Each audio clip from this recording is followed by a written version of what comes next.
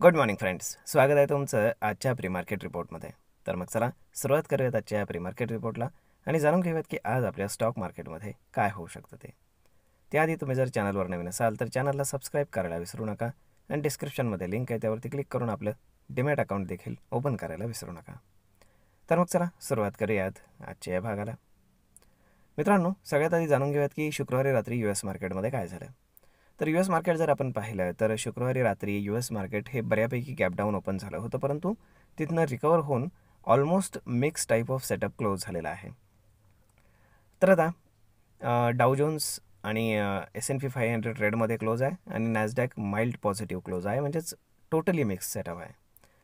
त्यानंतर आता शनिवार रविवारमध्ये ज्या काही डेव्हलपमेंट झालेल्या आहेत त्यामध्ये सगळ्यात महत्त्वाची डेव्हलपमेंट अशी आहे ती म्हणजे की जे फेडचे चेअरमॅनच्या जे कमिटीमध्ये लोक असतात ना, तर त्यातले एक जे FOMC मेंबर आहेत तर त्यांनी असं स्टेटमेंट केलेलं आहे की त्यांनी मागच्या MPC मीटिंगमध्ये सुद्धा रेट कटला विरोध केला होता आणि या MPC मीटिंगमध्ये डिसेंबरच्या सुद्धा ते रेट कटला विरोध करणार आहेत, त्याच्या अगेन्स्ट ते वोट करणार आहेत. आता त्याचं रिझन तर स्पेसिफिक त्यांना विचारलं गेलेलं नाही आहे, परंतु सध्या US गव्हर्नमेंटकडनं कुठलाही डेटा हा पब्लिश गेलेला नाही आहे, कारण शटडाऊन होतं. त्यामुळे त्यांच्या स्टेटमेंटनं कन्फ्युजन क्रिएट झालं की मे बी काही पॉसिबिलिटी आहे का रेट कट न होण्याची. त्यामुळे मार्केटमध्ये प्रेशर आपल्याला पाहायला मिळतं आहे, म्हणजे US मार्केटमध्ये स्पेशली. त्यानंतर जे काही ट्रम्पचे सेक्रेटरी आहेत स्कॉट बेसेंट, तर त्यांनी सांगितले आहे की थँक्स गिविंग जो डे आहे त्यांचा, तर त्याच्या आधी USची आणि चायनाची जी आपण काय म्हणतो की रेअर अर्थ मिनरलची जी डील आहे तर ती कंप्लीट होईल. थँक्स गिविंग डे माझ्या मते 27 नोव्हेंबरला आहे, म्हणजे नेक्स्ट वीकमध्ये आहे. तर पाहूयात की तिथे काय करता येते. आता जर आपण ग्लोबल मोमेंटम जर पाहिला सध्या तर मोस्ट ऑफ द आपण काय म्हणू शकतो की फ्लॅट विथ पॉझिटिव्ह बायस आहे. युरोपियन मार्केट्सही ऑलमोस्ट फ्लॅट आहेत, त्यानंतर एशियन मार्केट्सही मोस्टली फ्लॅट आहेत. जर आपण आपल्या मार्केटकडे पाहिलं तर शुक्रवारी आपल्याकडे जे रिझल्ट आले ते ॲज एक्सपेक्टेड होते, परंतु एक्सपेक्टेशनपेक्षाही खूप चांगले आले. इंडियाला क्लिअर विन मिळालेला आहे, 202 सीट्स आलेले आहेत आणि मेजॉरिटी केवळ 122-23ची आहे. म्हणजेच काय की त्यांनी अगदी क्लिअर स्वीप केलेला आहे. तर मग आता ही गोष्ट खूपच चांगली आहे आणि ही पॉलिटिकल स्टेबिलिटी जी आहे तर ती आपल्या मार्केटला प्रोव्हाइड करते. आता जर आपण FISDAचा डेटा जर पाहिला शुक्रवारचा, तर FISनं अगेन सेलिंग केलेलं आहे, साधारण 5,000 कोटींचं मोठं सेलिंग. त्याच्या अगेन्स्ट डोमेस्टिक इन्स्टिट्यूशन्सनं 8,500 कोटींचं बाईंग केलेलं आहे. आता जे DIIs आहेत तर ते मार्केटला 26,000च्या वरती क्लोज करण्याचा प्रयत्न करत आहेत, तर तिथं जे फॉरेन इन्स्टिट्यूशन आहेत तर ते मार्केटला 25,500च्या खाली आणण्याचा प्रयत्न करत आहेत. तर आता यातलं कोण सक्सेस होईल हे आपल्याला येणारा काही काळच सांगेल. कारण जर आपण टेक्निकली पाहिलं तर 25,500चा एक मेजर सपोर्ट आहे आणि 26,000चा एक मोठा हर्डल आहे. या 500 पॉईंटची जी रेंज आहे त्याच्या अप्पर बँडमध्ये सध्या मार्केट ट्रेड करते, ऑलमोस्ट क्लोज टू 26,000. आणि जर आपण ओपन इंटरेस्ट पाहिला तर 26,000वरती खूप जास्त कॉल रायटिंग आपल्याला पाहायला मिळतं आणि जर आपण पुट रायटिंग पाहिले तर 25,800, 25,700 आणि 25,500 या ठिकाणी आपल्याला खूप जास्त पुट रायटिंग देखील पाहायला मिळतं. आता उद्या निफ्टीची एक्सपायरी आहे आणि त्याच्या हिशोबाने जर पाहिलं तर हा डेटा आपल्याला कारगर आहे. परंतु जर आपण पाहिलं की आज मार्केटमध्ये काय होऊ शकतं तर ते पाहणं फार जास्त गरजेचं आहे, कारण मार्केट अगदी क्लोजर टू 26,000 आहे. जर मार्केट 26,040च्या वरती जर क्लोज करू शकलं किंवा त्याच्यावरती जाऊन जर अर्धा तास जरी ट्रेड करू शकलं तरी खूप हायली पॉसिबिलिटी आहे की मार्केट तिथनं वर जाणे शक्य आहे. परंतु मला वाटत नाही की एवढ्या इझिली मार्केटला वरती जाऊ देतील, कारण खूप साऱ्या गोष्टी फॅक्टर्ड इन झालेल्या आहेत. कारण रिझल्ट सीझन जो आहे तो ओव्हर झालेला आहे. त्यानंतर जर आपण पाहिलं की गव्हर्नमेंट फॉर्म होणार की नाही बिहारमध्ये, त्याचीसुद्धा अनसर्टनिटी आता संपलेली आहे आणि ॲज एक्सपेक्टेड रिझल्ट लागल्यामुळे कुठलेही सरप्राईज राहिलेलं नाही आहे. ओके, परंतु एक सरप्राईज मात्र येऊ शकतं, ते म्हणजे बुधवारी एनव्हिडिया त्यांचा क्वार्टरली रिझल्ट पब्लिश करणार आहे. जर त्यांनी तो चांगला रिझल्ट पब्लिश केला तर US मार्केट त्याला रिॲक्ट करेल पॉझिटिव्हली आणि जर चांगला रिझल्ट पब्लिश ते करू शकले नाहीत तर मग मात्र फार निगेटिव्हली मार्केट रिॲक्ट करेल आणि US मार्केटसोबतच आपलं मार्केटही रिॲक्ट करेल, हे लक्षात असू द्या.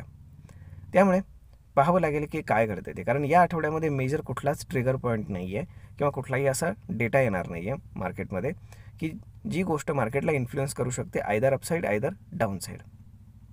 फक्त एकच गोष्ट आहे की इंडियन गव्हर्नमेंट किंवा US गव्हर्नमेंट दोन्हीपैकी कुठल्याही एका गव्हर्नमेंटकडून जर समजा इंडिया आणि USच्या ट्रेड डील संदर्भामध्ये कुठलीही समजा अपडेट आली तर ती गोष्ट मार्केटला इन्फ्लुएन्स करू शकते. आता ती अपडेट जशी असेल त्याच्यावरती ते डिपेंड राहील. जर आता आपण बाकीच्या गोष्टी पाहिल्या तर गिफ्ट निफ्टी इंडिकेट करत आहे की मार्केट एक साधारण 30 ते 40 पॉईंट गॅपअप ओपन होईल. म्हणजेच काय की साधारण मार्केट 26,000च्या आसपास ओपन होण्याचा प्रयत्न करते. त्यामुळे मार्केट तिथे टिकणार का की तिथून सेलिंग येणार, बायर तिथे इंटरेस्टेड आहेत का त्या लेवलला एवढ्या मोठ्या, ते पाहणं फार जास्त गरजेचं आहे. तर होप सो सगळं काही व्यवस्थित व्हावं. परंतु जर आपण ओपन इंटरेस्टच्या हिशोबाने जर पाहिलं तर जसं मी तुम्हाला सांगितलं की उद्याची जी एक्सपायरी आहे तर त्याच्यासाठी मोस्टली आपल्याला 26,000, जर 26,000 ब्रेक झाला नाही आज तर 100% 26,000, कारण उद्याच तर एक्सपायरी आहे, त्यामुळे 100% 26,000 आणि डाऊन साईडला 25,500 या लेवलला खूप जास्त कॉल आणि पुट रायटिंग अजून वाढेल आज आणि मार्केट त्याच रेंजमध्ये क्लोज करण्याचा प्रयत्न होईल. परंतु मार्केटने जर समजा 26,040 ही लेवल जर क्रॉस करून वरच्या बाजूला क्लोजिंग केलं तर मार्केट खूप जास्त बुलिश होईल. ओके, आणि मार्केट ऑल टाईम हाय गाठण्याची पॉसिबिलिटी ठेवतं, हे लक्षात असू द्या. परंतु जे आता कंपन्यांचे रिझल्ट आलेले आहेत तर ते आपल्याला काय सांगतात, तर कंपन्यांचे जे रिझल्ट आले तर त्याप्रमाणे निफ्टी आणि बँक निफ्टी या दोन्हींचा एक EPS निघतो, अर्निंग पर शेअर. तर ते जर आपण काढून पाहिलं, त्याचं गणित केलं कॅल्क्युलेशन, तर मोठामोठे एवढंच सांगायचं मला की निफ्टीचा जो काही EPS आहे तो वाढलेला आहे. ओके, आणि म्हणजेच काय की निफ्टीचा जो डाऊन साईड बेस आहे तर तो इन्क्रीज झाला आहे. तो कुठपर्यंत आला आहे, साधारण 24,800 ते 25,000 या दरम्यान, की जो पहिला अगदी 23,000 आणि 22,000च्या दरम्यान जो होता, जिथे मार्केट एकदा जाऊनही आलं होतं. तर तो जो बेस होता तो इन्क्रीज झाला आहे, कारण निफ्टीच्या कंपन्यांचे अर्निंग्स वाढलेत. परंतु बँक निफ्टीने जे आउट परफॉर्म केलं आहे तर तसे बँकिंग स्टॉक्स जे आहेत त्यांचे अर्निंग्स वाढलेले नाही आहेत. ॲक्च्युली लास्ट क्वार्टरपेक्षा या क्वार्टरला जे बँक निफ्टीचे जे EPS आहे तर तो EPS कमी झालेला आहे. म्हणजेच काय की इथनं पुढं जेव्हा मार्केट चालेल तेव्हा बँक निफ्टीनं अंडर परफॉर्म केलं पाहिजे निफ्टीला.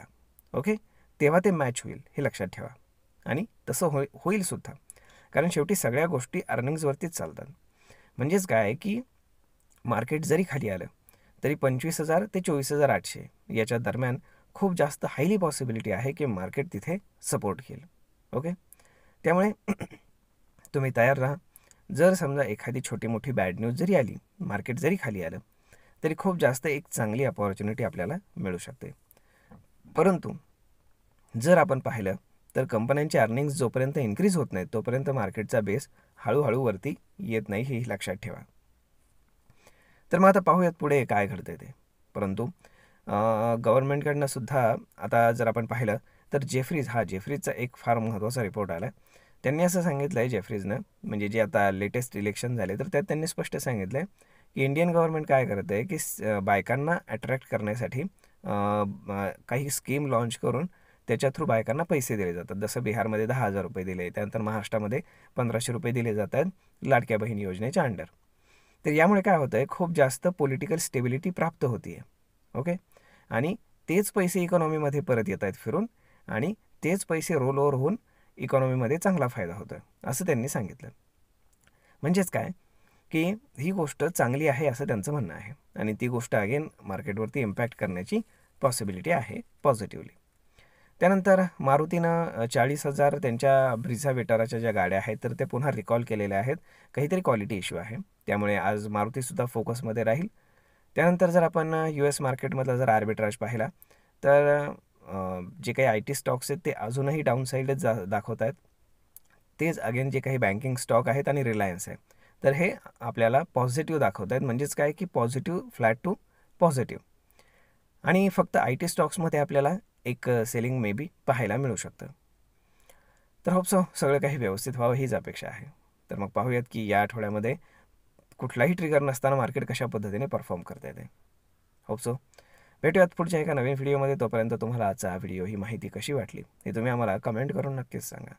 आणि जर आवडली असेल तर आपल्या जवळच्या मित्रमंडळींसोबत देखील हा व्हिडिओ तुम्ही शेअर करायला विसरू नका. धन्यवाद.